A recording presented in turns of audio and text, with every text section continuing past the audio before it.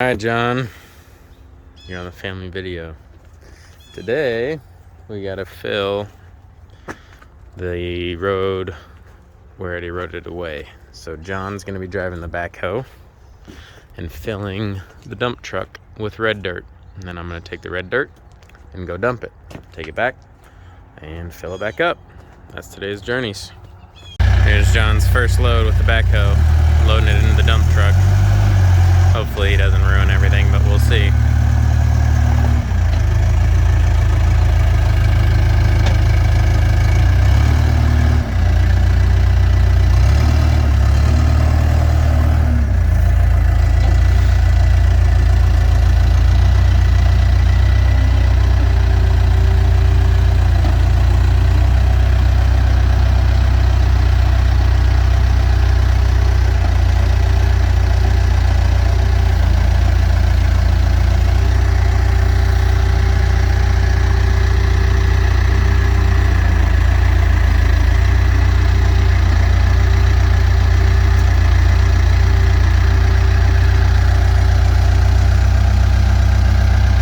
Putting the emergency brake on and neutral.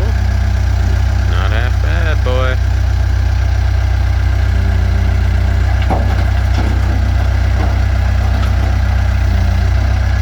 It's definitely going to be a lot longer day if we do this all day. Oh boy. I think you got a couple of things of dirt in there.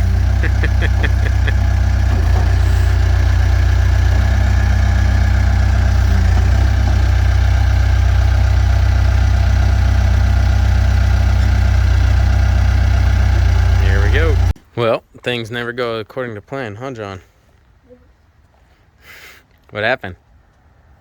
Driving the backhoe and then the tire popped. So now we got it up on our homemade jack here, waiting for Eldon to come get us, because we drove the backhoe over here in the Yaris. Is it Eldon's? Yeah. Wait, we can drive the dump truck?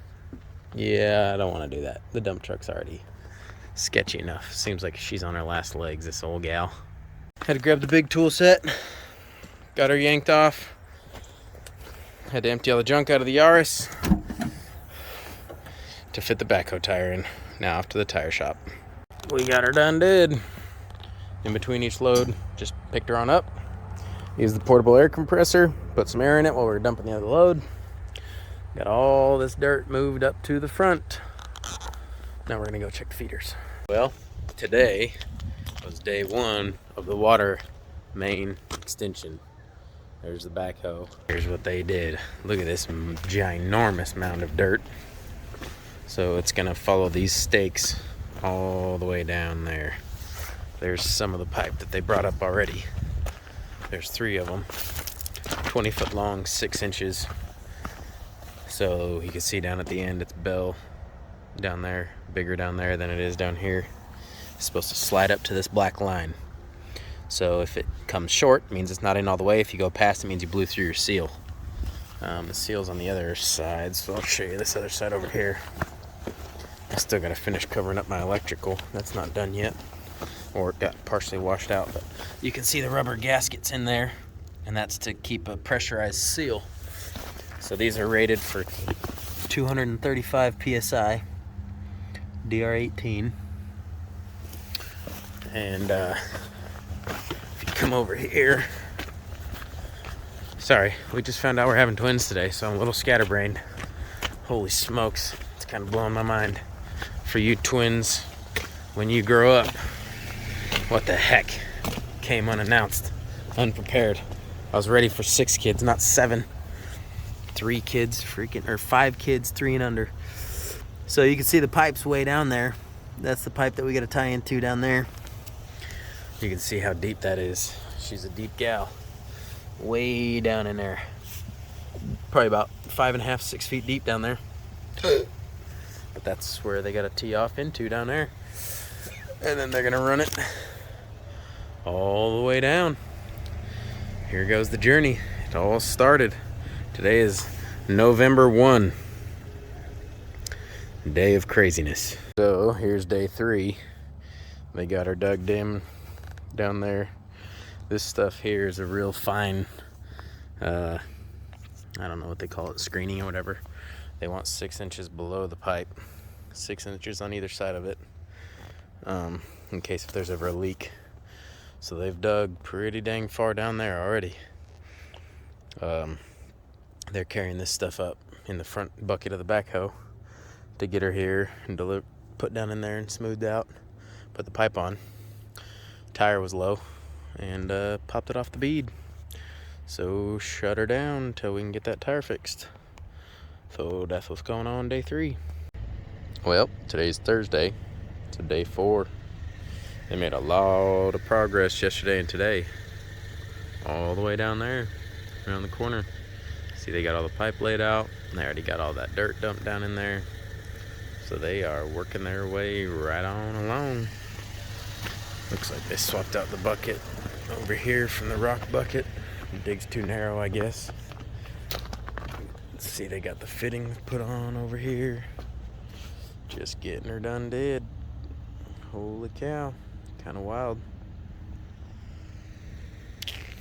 Long process. Well, the end of week 1. That's the top curve up around the front. They've already trenched all this way. They got pipe up there in the ditch, about right around that corner there. They've dug all the way down. Way down there. Holy moly. They're making it happen. It's kind of wild.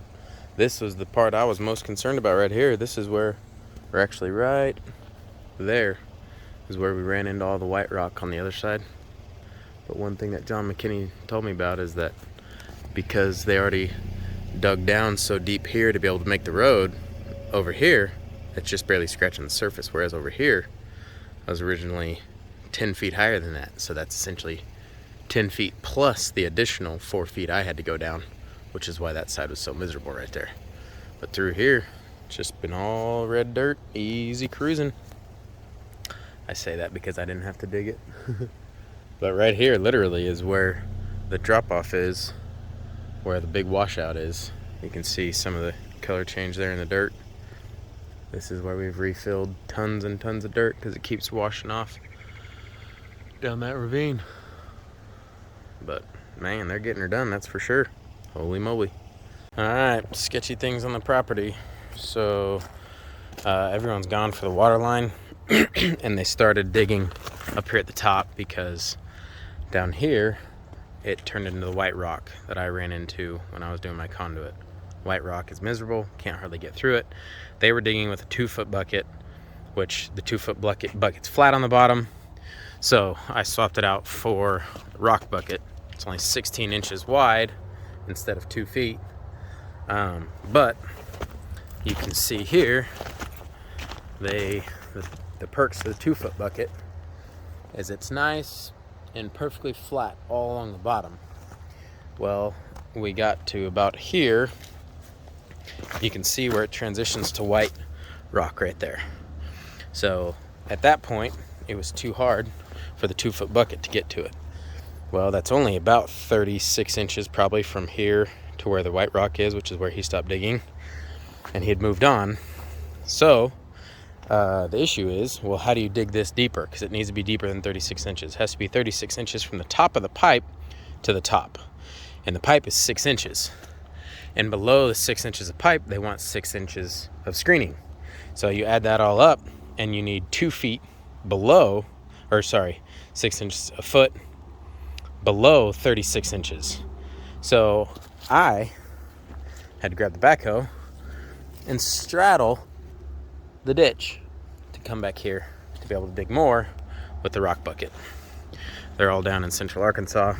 So here I am trying to make it work, trying to do as much as I can, because this is a very, very expensive bill that I'm going to be getting pretty soon here. So I'd rather do as much as I can. Here we go. Alright, so been digging for a while, wanting to make sure to get the trench nice and dug out, and apparently I got a little bit carried away on depth. Yeah, supposed to 40 something inches deep. Looks like, I guess we're closer to, well, closer to 6 feet. At least we know the water line's not gonna freeze. So I'm out here digging. Bam! Yes, sir. Thank you for the HIDs. Alrighty, another day out on the property. There goes Jared Ivy up there. Backhoe. Today, I'm gonna bush hog down the, also the water line is almost done. Not quite. It is November 20th. So Jared's gonna bush hog down the deer plot food area. I'm gonna show you why everybody that has property needs to have a dozer. Hang tight. Oh, Jared's off to go get rid of the food plot. There's Opie's dozer. Our hill has looked like this, always. And I've always wanted to go up top because we own all the way up to the tree line. Never been able to. Opie left his dozer, said I could use it. Literally maybe 20 minutes, had a perfect trail right up to the top. I took this big old rock out apparently down. You can see it down there, right by the dozer. But yep, you just lower the old blade, and now instead of going up a freaking cliff, it's just a nice little flat spot up to the top of the hill. So now I'm gonna go over a few more times, but I mean, we got this nice flat area up here, a couple Christmas trees we can harvest, but now got a freaking gorgeous view up here. So yeah, everyone needs a freaking dozer. This was a cliff not even that long ago. Now it's a nice little road. Gotta have a dozer, or an Opie, or both. Apparently I found that armadillo's house because he just came running out from where I was dozing. Sorry about that, buddy. All right, no trail down that way. That's the way we're headed. So we're gonna make a trail with the dozer. Luckily we're going downhill, so it makes things a lot easier.